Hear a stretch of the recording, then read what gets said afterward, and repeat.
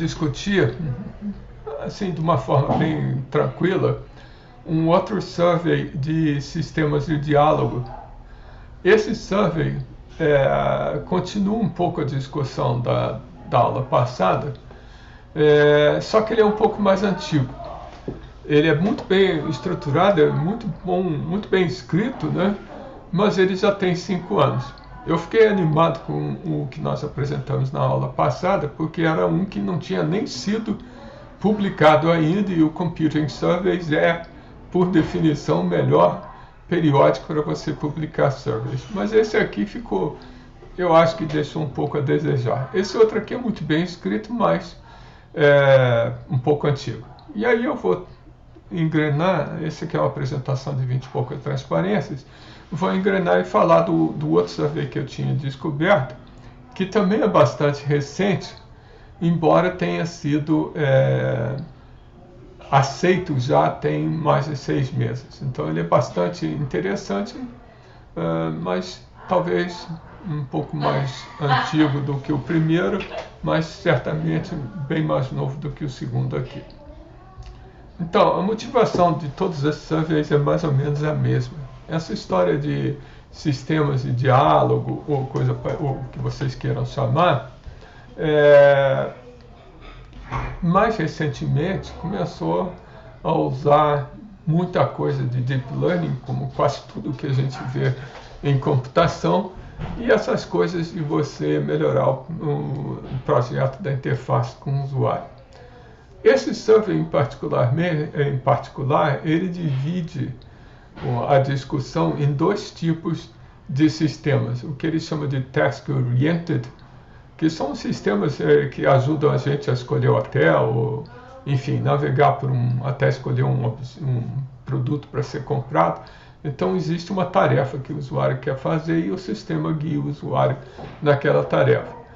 Isso em oposição a sistemas que são mais abertos, que eles chamam de non-task-oriented systems, quer dizer, sistemas que, em princípio, começam a dialogar com o usuário sobre qualquer assunto. Esse segundo tipo de sistema, ele diz que é também chamado de chatbot. Então, quando a gente fala de chatbot, é o segundo tipo de sistema, não o primeiro. Esse paper aqui discute, em alguns pontos, ele é bastante claro, como é que as técnicas de Deep Learning podem ser usadas para modelar esses sistemas. Eu aproveitei ontem e peguei todos os tipos de arquitetura e conceitos de Deep Learning que eles mencionam nesse paper e no seguinte, e fiz um outro resumo que depois eu mostro para vocês e coloquei lá no nosso repositório. Então, a apresentação não é um resumo de técnicas de Deep Learning, é simplesmente mostrando para cada um dos arquiteturas que eles fazem qual é a carinha da arquitetura e uma referência para a Wikipedia. E no final, como todo bom survey, eles terminam com sugestões de trabalhos futuros. Então, os sistemas orientados à tarefa, como o nome diz, eles são projetados para você ajudar o usuário a completar certas tarefas. Por exemplo, reservar um restaurante. Então, o diálogo com o usuário segue aquela mesma arquitetura que a gente viu da última vez, que o usuário, daqui a pouco eu vou detalhar um pouquinho mais. Então, o usuário submete uma pergunta, ele analisa a pergunta, depois, baseado nas perguntas anteriores e em alguma informação adicional, produz uma resposta para o usuário. A pergunta e a resposta são em linguagem natural. Eles comentam que esses sistemas que são orientados à tarefa, pelo menos até onde o survey tinha sido publicado, ou seja, 5 anos atrás, esses sistemas usavam regras que eram escritas à mão. Então, as regras que governam todo esse processamento aqui eram regras feitas à mão, o que nem sempre é factível, né? Bom, mais recentemente, esses sistemas começaram então a usar esses técnicas de Deep Learning para melhorar o desempenho do sistema. No final, ele cria ou define um caso especial desse tipo de sistema que ele chama End-to-End Task-Oriented Dialogue Systems, que tenta gerar diálogos genéricos para o usuário, né? Então, esses sistemas aqui, eles estão meio que na fronteira entre o task-oriented e o non-task-oriented. Essas coisas a gente vai olhar em mais detalhe. Em oposição a esse sistema, vocês têm o non-task-oriented, que, na verdade, são diálogos com o usuário em assuntos diversos, vamos chamar assim. São sistemas em open domain. O usuário faz qualquer pergunta, o sistema tenta gerar uma resposta para aquela pergunta do usuário. E aí ele define dois subtipos do non-task oriented. Um que é, dada a pergunta, ele tenta gerar uma resposta em linguagem natural. Gerar no sentido de construir realmente a sentença. O outro seria mais próximo do que a gente está tratando nesse curso, seriam sistemas que são baseados em algum knowledge base e quando o usuário submete começa o diálogo com o usuário, ele vai no knowledge base e tenta trazer uma resposta. A diferença, no fundo, entre isso e o que a gente tinha discutido até então é simplesmente que o sistema leva em consideração não simplesmente a pergunta que o usuário fez naquele momento, mas a sequência de perguntas que ele interagiu com o usuário. Então, isso aqui é a mesma coisa do question and answer que a gente tratava antes, com esse pequeno detalhe que a gente olha a sequência, não simplesmente a última. Bom, então tem o task-oriented e esse caso mais geral, que é o non-task-oriented. Esse primeiro tipo, agora entrando em mais detalhe, né? O Survey separa esse tipo de sistema em dois tipos. O pipelined e aquele que eu comentei, que é o end-to-end. O pipeline é uma arquitetura que a gente já tinha visto no último survey, que segue uma sequência de passos bastante natural, né? Então, o usuário submete uma pergunta em linguagem natural, tem uma primeira caixinha que tenta entender o que ele está perguntando. Entender não é entender no sentido profundo da palavra, é simplesmente analisar assim superficialmente a sintaxe da pergunta e tentar identificar algumas coisas na pergunta que são classificadas segundo um propósito, e daqui a pouco eu vou dar exemplos. Então, o resultado dessa primeira análise é um conjunto, é um frame, né, com alguns slots que capturam o que é importante da consulta. Daqui a pouco eu vou dar exemplo. Bom, feito isso, o sistema passa aquela particular consulta, ou frase do usuário, para uma outra caixinha que controla o estado do diálogo. Então, à medida que o usuário vai interagindo com o sistema, o estado vai mudando. Isso é um pouco parecido com o que estava na dissertação do João, que o usuário ia começando a interagir com o sistema, ele ia funilando a resposta até chegar num conjunto de respostas não muito grande. Então, esse refinamento que o João fazia na dissertação dele poderia ser modelado como uma espécie de estado do diálogo com o usuário, e à medida que o usuário vai submetendo novas perguntas, o estado vai capturando o que foi a interação do usuário com o usuário até aquele momento. Depois, baseado nesse estado do usuário, o sistema pode identificar qual é a política que ele vai usar para gerar a resposta. Um exemplo mais ou menos óbvio de política é se você começa a dialogar com o usuário e descobre que no fundo o que ele está tentando fazer é reservar um restaurante, a sua política passa a ser como é que eu posso ajudar o usuário a reservar um restaurante, em oposição ao usuário interagir com o sistema e o sistema descobrir que o que ele está querendo fazer é descobrir alguma comida que ele vai querer comprar, né? Então é como se ele estivesse passeando pelo cardápio, pela prateleira e pegando algum produto.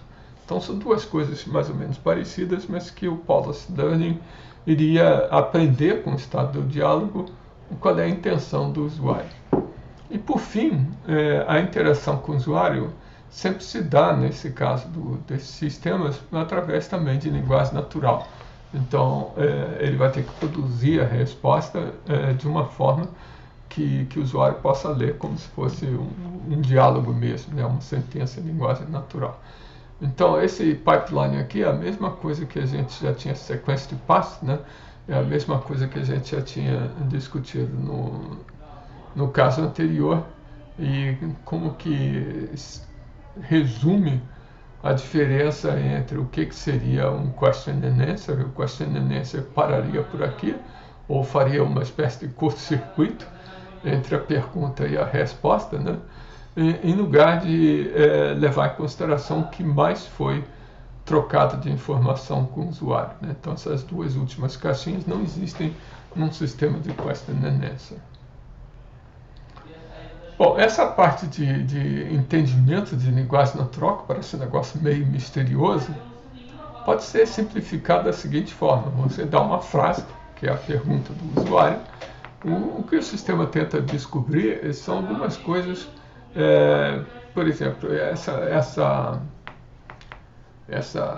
sintagma nominal, esse conjunto de palavras aqui, designam uma cidade. Então, essa cidade pode ser, no caso do exemplo aqui, a cidade onde ele quer encontrar um restaurante. Ou uma outra parte da frase, ele poderia identificar que aquilo se referia a um tipo de comida. Então, o que a gente está chamando de entender a sentença em linguagem natural é um entendimento assim muito superficial. E esse entendimento, então, digamos, registrado ou estruturado como se fosse um frame com slots, e os slots têm alguma semântica, entre aspas, né? Então não é nada assim muito sofisticado, é simplesmente tentar minimamente capturar alguma coisa que está expressa na consulta e que possa ser útil a prosseguir com o entendimento do diálogo.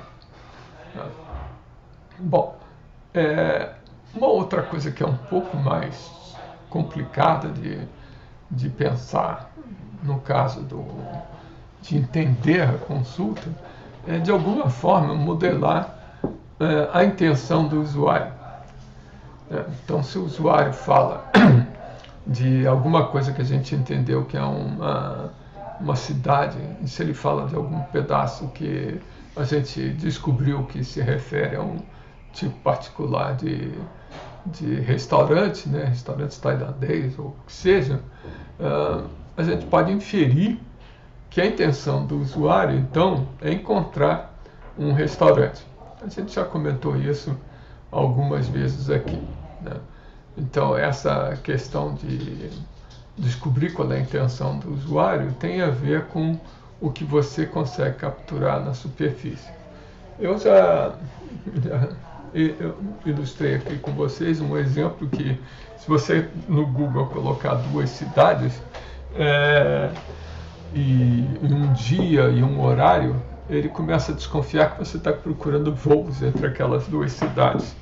E aí te dá o resultado daquelas keywords que você colocou. Com tudo, ele coloca uma tabelinha, que é tabelinha de voos entre aquelas duas cidades, atendendo a restrição de dia e hora.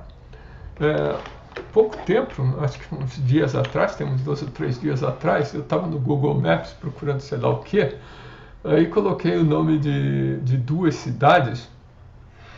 Imediatamente ele entendeu que eu estava querendo ir de uma cidade para outra, e capturou o mapa apropriado. Acho que era Bari, eram duas cidades na Itália, né? Não sei se eu estava vendo um filme, queria saber onde é que o filme se passava.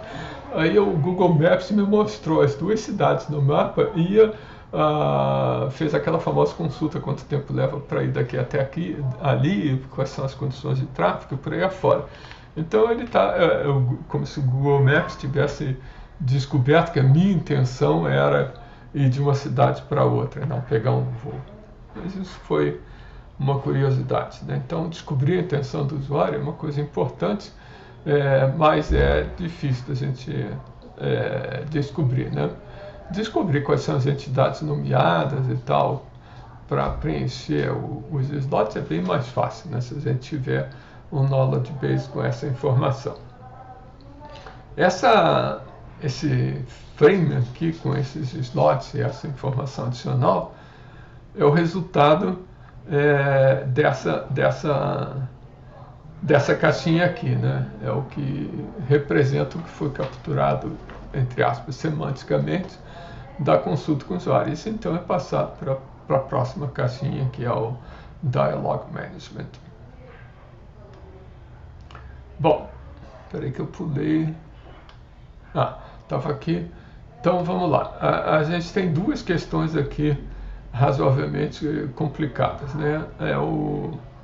A intenção do usuário, essa coisa que está aqui, e como é que a gente controla o diálogo e como é que a gente aprende alguma política que vai guiar de fato a resposta. Então, com relação a essa questão de descobrir a intenção do usuário, na verdade eles sugerem tratar como um problema de classificação, né? Como se cada classe fosse uma representativa de uma intenção do usuário.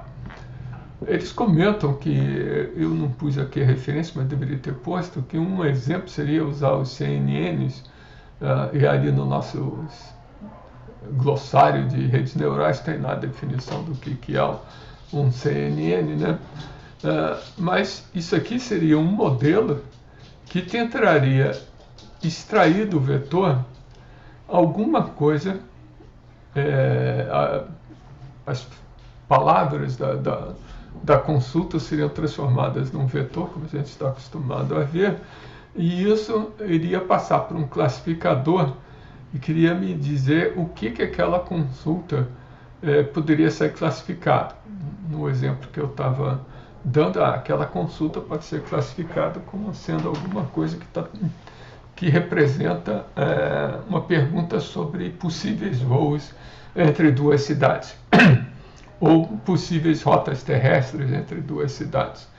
Então a questão que ele está reduzindo aqui é definir o tratamento da intenção do usuário como um problema de classificação em cima das possíveis das consultas. E aí a consulta é representada como usualmente via um vetor que captura a semântica das palavras, né? Bom, essa questão de slot filling, de como você preenche os slots do frame, ele sugere, quer dizer, numa dessas exemplos que ele usa no survey, né, tratar o slot filling não como um slot separado do outro, mas como uma sequência de slots que tem que ser preenchida a partir das sequências de palavras que a consulta representa, né? Então, o modelo aqui não é um modelo estático no sentido de olhar para a consulta e extrair o label, extrair um pedaço da sentença para preencher um particular slot, mas ir preenchendo os slots à medida que você interpreta a consulta. Então, é uma coisa um pouco misteriosa. Um desses, de novo, eu deveria ter colocado aqui a referência, né? Uma das referências usa um outro tipo de rede neural, que também está lá no nosso glossário, né? Para capturar o que seria o processo de slot filling. O Conditional Random Fields também está lá no nosso dicionário. É uma forma muito mais antiga de você capturar sequências ou interpretar sequências. É como se a probabilidade de uma palavra pertencer a uma categoria dependesse da palavra que vem imediatamente antes daquela. Então, o CRF é um modelo mais antigo para capturar semântica de sequências. Essa outra arquitetura seria uma arquitetura mais nova para resolver o mesmo problema. tudo isso fica muito superficial nesses surveys, porque eles nunca entram muito em detalhe, nem esse é o propósito do survey. O propósito do survey é estruturar um monte de papers de alguma forma minimamente consistente. Então, a gente tem que esperar a apresentação do Eduardo para ter uma coisa um pouco mais concreta, né, de soluções propostas para esses problemas, né? Bom, isso tudo tem a ver com a saída ou com o papel dessa caixinha aqui. Quando a gente chega na caixinha, o que a gente está tentando fazer é, dada a sequência de interações com usuários até aquele momento, descobrir o que é o próximo passo. Bom, a sequência de interações com o usuário até um determinado momento representa ou é representada por um estado do diálogo, né? Então a gente tem que definir uma noção de estado que capture ou resuma uma sequência de interações com o usuário que inclui toda essa confusão que eu acabei de falar.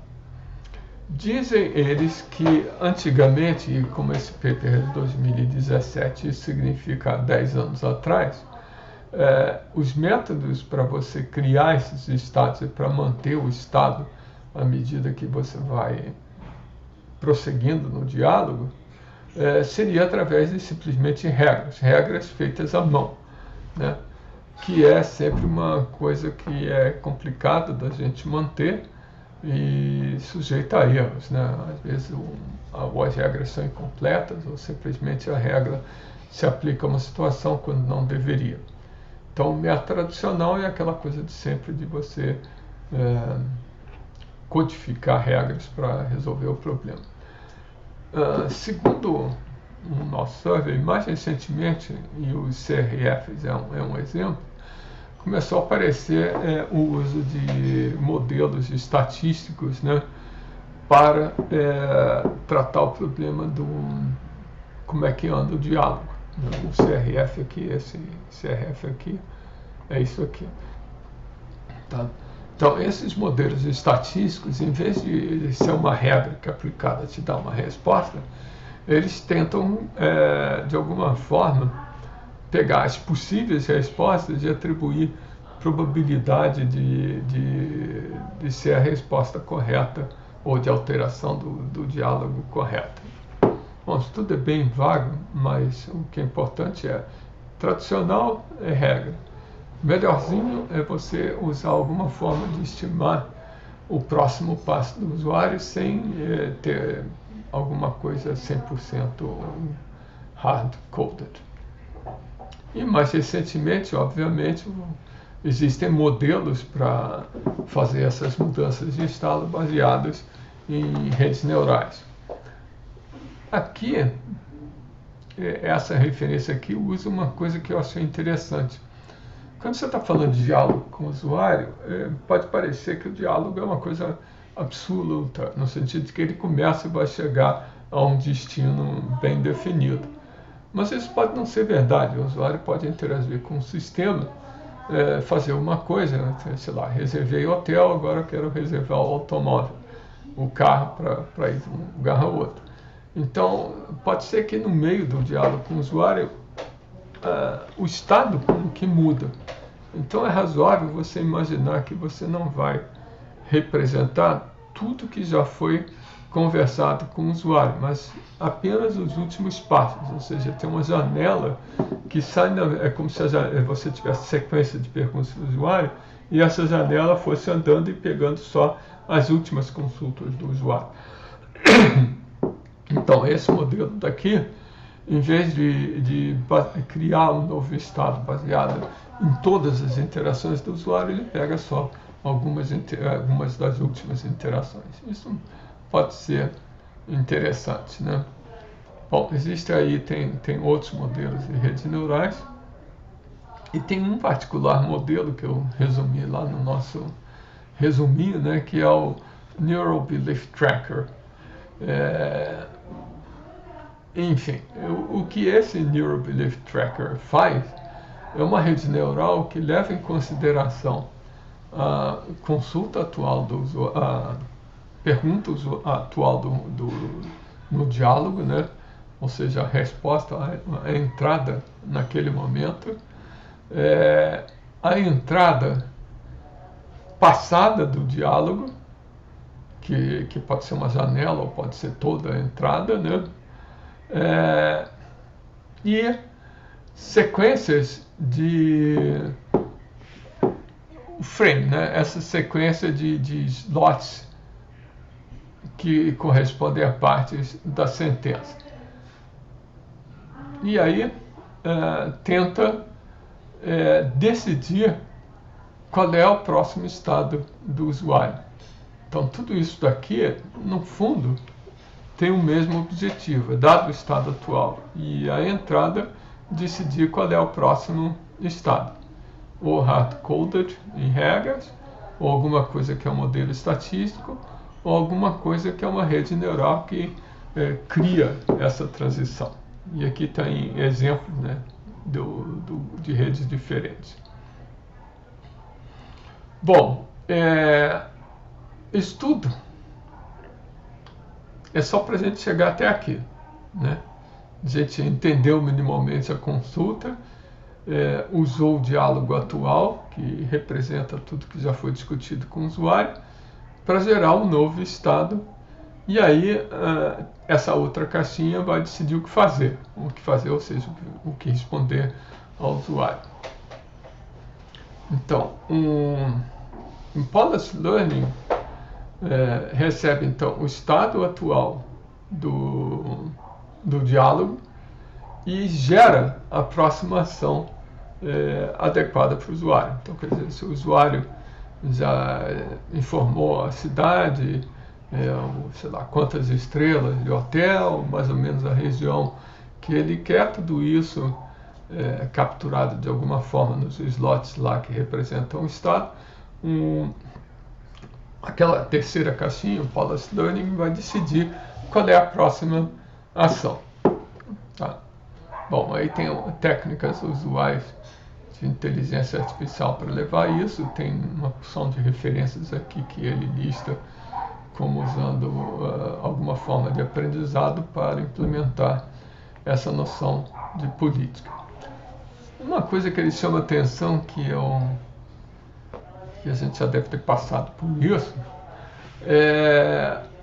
essa questão de aprendizado, ela é meia mandrake, quer dizer, você só aprende à medida que você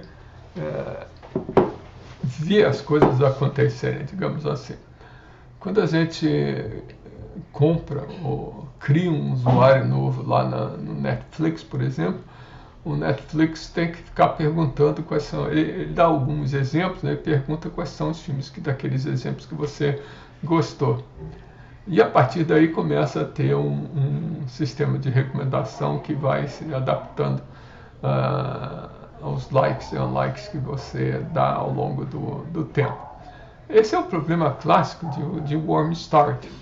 Se você está aprendendo, entre aspas, se o sistema está aprendendo alguma coisa, ele tem que começar de algum lugar. Dependendo do que seja, esse começo pode ser bem complicado.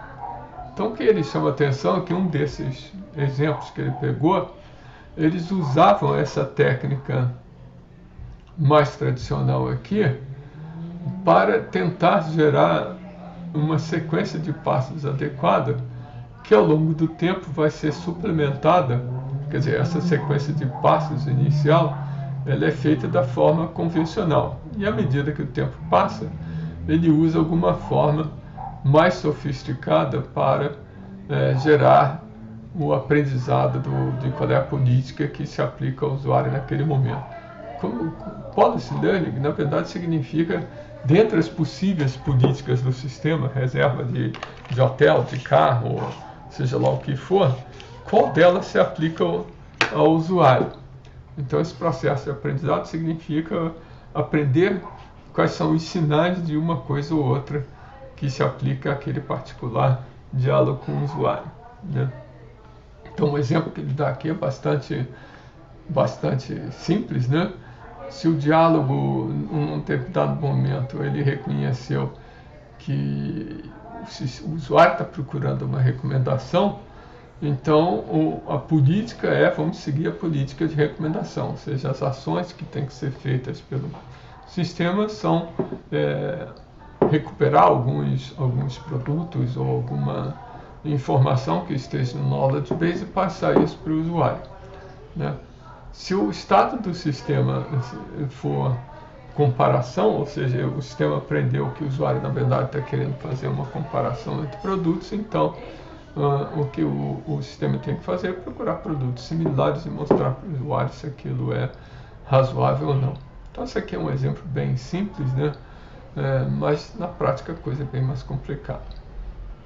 Então isso, de uma forma assim muito superficial, muito resumida, seriam os passos tradicionais de um Task-Oriented Dialogue System, né? Entendimento da linguagem natural, como é que a gente muda o estado do sistema, o que a gente faz para aprender quais são as intenções do usuário, o que o usuário quer fazer e como é que a gente gera uma resposta adequada e traduz essa resposta para a linguagem natural. Fica bastante superficial, mas, como eu disse, não só veio isso mesmo, né? Bom, quais são os problemas dessa arquitetura? A primeira coisa é que a gente tem um processo aqui de treinamento, de aprendizado, né? Aprendizagem, né? Tem aqui nesse exemplo dos métodos tradicionais um conjunto de regras que capturam algum aspecto do domínio do usuário. Se você quiser sair daquele domínio e ir para um domínio completamente diferente, o sistema vai ter que reaprender tudo de novo, ou as regras vão ter que ser refeitas. Então, uma arquitetura dessa natureza é difícil de adaptar de um domínio para outro domínio, quer seja refazendo as regras, quer seja retreinando com novos dados. Então aquele problema de warm start, por exemplo, que eu falei, vai ter que começar tudo de novo, porque a gente está falando de algo completamente diferente. Indo assim um pouco mais microscópico, esses slots que eu tinha colocado aqui, eles dependem de você identificar que o usuário, o sistema aqui tem que estar preparado para identificar locais, datas, e que no fundo o que ele está querendo fazer é reservar restaurantes. Então isso aqui é bem específico de uma aplicação. Então se você está num outro domínio, esses slots aqui vão ter que mudar. Vão ser outra coisa diferente. Não, se esses slots mudam, todo o resto acaba mudando, né? Então a representação do estado ela é fundamentalmente dependente do frame ou do conjunto de slots, digamos assim, que representam a consulta do usuário. Então muda o domínio, vai mudar a coleção de slots, vai mudar completamente a noção do estado, né, ou a representação do estado. Então isso aqui é bem complicado. A segunda questão, também bastante óbvia, é que essa sequência em pipeline, né, essa sequência de passos, um depende da saída do outro, né? Então, se você muda de domínio, você tem que retreinar todos os 4 passos em sequência. Eles são interdependentes entre si. Então, não pode você isolar e vou retreinar só esse policy learning. O policy learning depende da saída do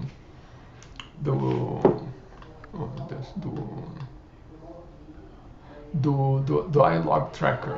Então, como isso aqui é uma sequência de passos, qualquer coisa que seja mudada, a interdependência cria mais problemas.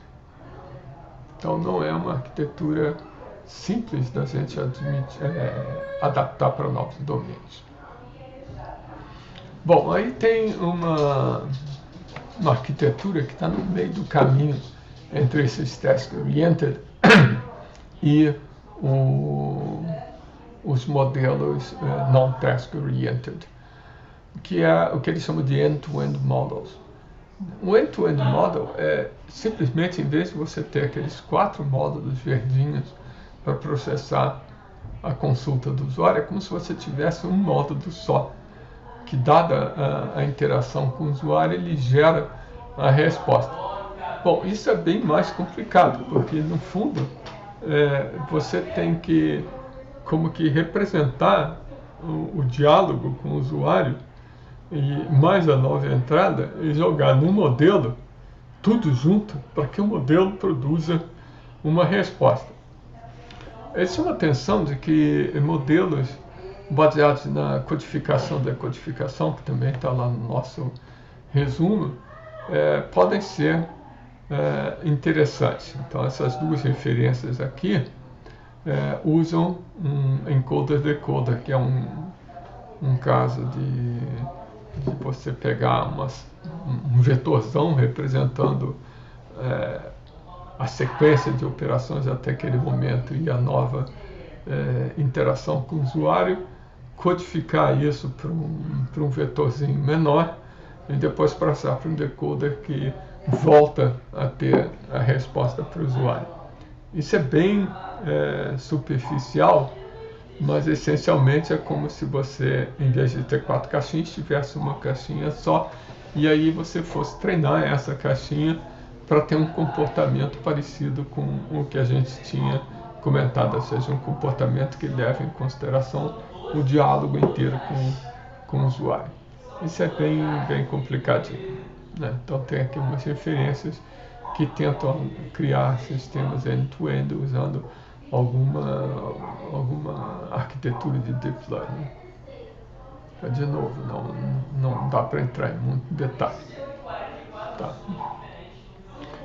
Tem uma situação aqui que é um outro modelo diferente, que é você ter pré-programado como se fossem consultas simbólicas, consultas que são templates de consulta, na verdade, com várias variáveis no meio do caminho. Então, dada a consulta do usuário e a interação com o usuário e a interação passada, você instancia essas variáveis e procura na knowledge base uma resposta. Isso também é bastante vago, né? Não é nada muito claro o que significa você ter consultas arbitrárias, né? Bom,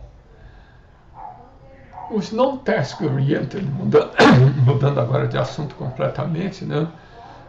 Esses non-task oriented seriam o que normalmente a gente chamaria de um chatbot. Qual é a grande diferença entre uma coisa e outra?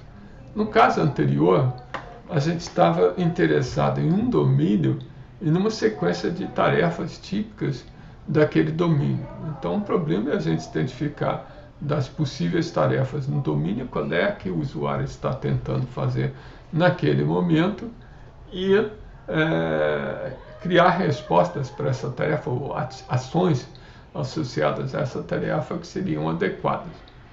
Aqui a gente não está tentando fazer isso. Na verdade, é como se fosse um sistema conversacional mesmo com o usuário. Ou seja, o usuário começa a fazer uma série de perguntas sobre qualquer coisa e o sistema começa a responder a partir de um knowledge base, o que seriam respostas possíveis para aquela interação. Então, daqui a pouco a gente vai ver, tem um tipo de chatbot que eu achei curiosíssimo, é o chit-chat, o small talk, digamos assim. É o chatbot que fica conversando sobre bobagens, em última instância, com o usuário sobre qualquer coisa.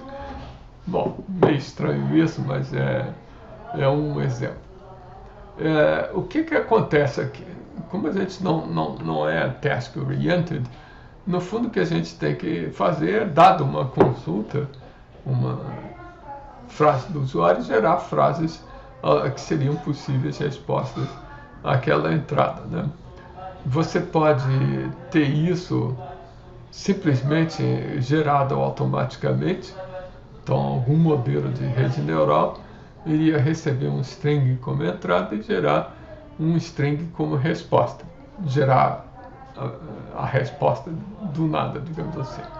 Ou você pode pensar que o seu modelo, na verdade, é como se fosse aquelas coisas de question and answer que a gente tinha tratado antes. O usuário submete perguntas e a gente vai no knowledge base e recupera respostas para aquilo. De novo, a grande diferença é que a entrada desses modelos não necessariamente seria apenas a última pergunta do usuário, mas a sequência de perguntas do usuário deveria ter influência sobre a resposta à pergunta atual. Então, uma coisa que para nós seria mais próximo do que a gente anda discutindo seria então esses retrieval-based models para construir um chatbot, né? Uma coisa que vai no knowledge base e responde o que o usuário está perguntando. Bom, essa classe aqui, ela usaria aqueles métodos, aqueles transformers tradicionais de redes neurais, que dado uma sequência de entrada, né? Então isso aqui são as palavras da sentença do usuário. Essas setinhas aqui seriam algo que capturasse a sequência de palavras da pergunta. Então, essa primeira caixinha do encoder iria pegar tudo isso e gerar, quer dizer, tudo isso significam os vetores que representam as palavras, né, um vetorzão, e gerar um vetor menor, que seria chamado de contexto. O decoder, o que ele faz é pegar o contexto e expandir numa possível resposta. Então, isso aqui é uma arquitetura bastante conhecida, mas é extremamente simplificado o que eu estou comentando aqui com vocês.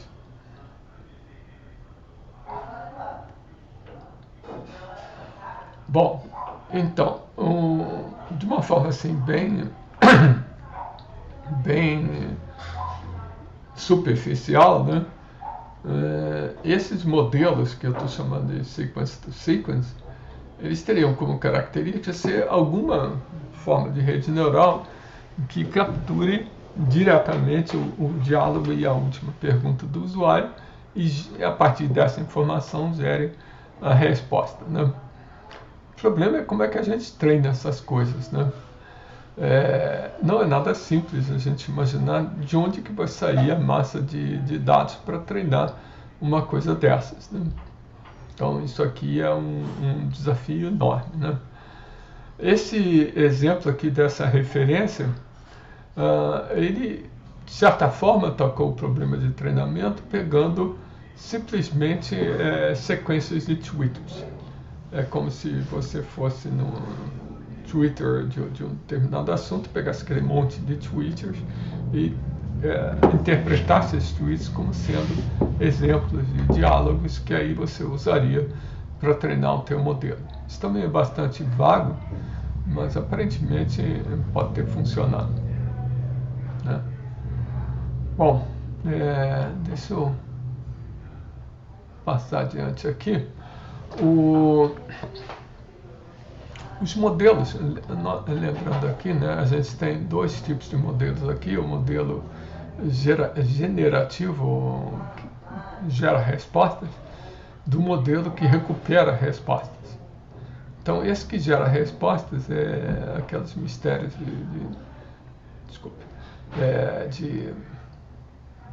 de redes neurais. Os modelos baseados em recuperação são essencialmente o que a gente estava falando de question and answer. Isso que eles chamam de singleton response matching é essencialmente o question and answer que a gente falou até agora. Você vai pegar a pergunta do usuário, codificar de alguma forma, e aí ir no teu knowledge base e procurar qual seria o melhor match para aquela pergunta. Essencialmente usando aquelas confusões de question and answer que a gente já discutiu até hoje. Isso não é um dialogue system. Isso é question and answer. Um dialogue system seria quando você faz isso daqui, mas você considera como entrada não só a pergunta atual, como todas as interações anteriores com o usuário. Então, de novo, o que a gente estaria falando de non-task oriented dialogue systems só é um dialogue system se de fato você considerar tudo que já foi, ou pelo menos uma janela daquilo que já foi discutido, vamos chamar assim, ou conversado com um usuário. Tá? Bom, em resumo,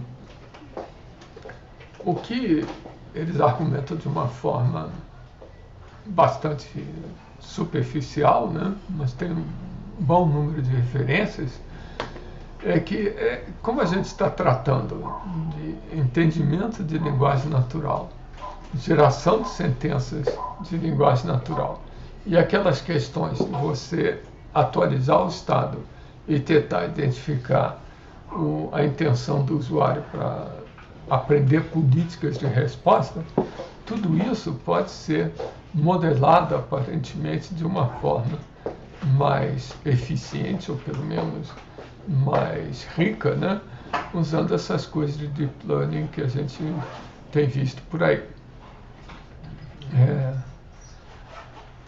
A outra questão que ele coloca aqui é que aquele primeiro tipo de modelo que tem os quatro estados, as quatro caixinhas, e que, portanto, é uma coisa difícil você manter ou retreinar para um outro domínio. O ideal seria que você não separasse as quatro caixinhas, mas tentasse responder diretamente o que o usuário está perguntando, mas incorporando na única caixinha, no único modelo, a noção de estado e, consequentemente, a noção de perguntas passadas. Então, o que ele está dizendo é que esses Task Completion Models, que é o primeiro modelo, a primeira arquitetura que eu mostrei para vocês, isso em 2017, né? Está gradualmente se movendo para aqueles sistemas que são monolíticos, que tem uma caixinha só, que aparentemente poderiam ser considerados mais difíceis de tratar, mas que são mais fáceis de retreinar. Então, o que ainda, segundo a posição deles, em 2017, necessitaria de um esforço maior? Primeiro, aquelas coisas que eu comentei do Netflix, né, que é o Warm Start. Né? Como é que a gente vai começar a aprender alguma coisa sem ter um passado? Isso aqui não dá para fazer, né? Então, a gente tem que resolver esse problema de Warm Start e fazer com que a fase de Warm Start seja mais curta possível. A segunda questão é, digamos assim, mais crítica.